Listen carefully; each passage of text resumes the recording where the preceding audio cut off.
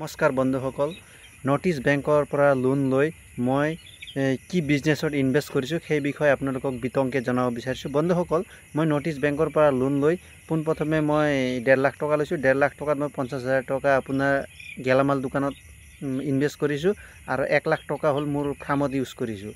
আৰু এতিয়া মোৰ EMI দিয়াত অতি সহজ হৈ আছে।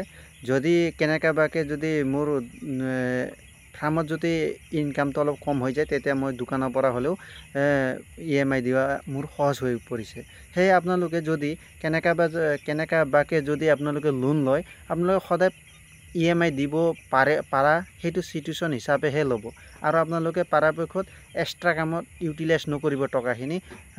যিমান পাৰে আপোনালোকে বিজনেছতে ইনভেষ্ট কৰক, তেতিয়াহে আপোনালোকৰ ভাল এটা ফলপ্ৰসূ হ'ব। যদিহে আপোনালোকে নহয় যিকোনো গেজেট বস্তু কিনি যদি আপোনালোকে যাহা তাহা টকাবিলাক ইউটিলাইজ কৰে, পিছত EMI দিয়াটো অসুবিধা হয়, আপোনাৰ চিভিলৰ ওপৰতে হাম্পাৰ পৰে আৰু মানুহবিলাকৰ বহুত টৰ্চাৰ আহি পৰে। সেয়েহে বন্ধুসকল, আপোনালোকে যদি কেনেবাকৈ যদি লোন লয়, আপোনালোকে সদায় সঠিক কামত আৰু সঠিক বিজনেছতহে ইউজ কৰিব। সেই বুলি মোৰ ভিডিঅ'টো সামৰিছোঁ আৰু পৰাপক্ষত আপোনালোকে লাইক, ছাবস্ক্ৰাইব আৰু শ্বেয়াৰ কৰিব। আৰু মই বহুত দিন হ'ল মই ভিডিঅ' দিব পৰা নাছিলোঁ বন্ধুসকল, সেইকাৰণে মই দুখিত।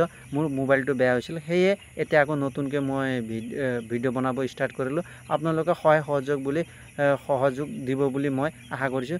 জয় হিন্দ, জয় আই অসম।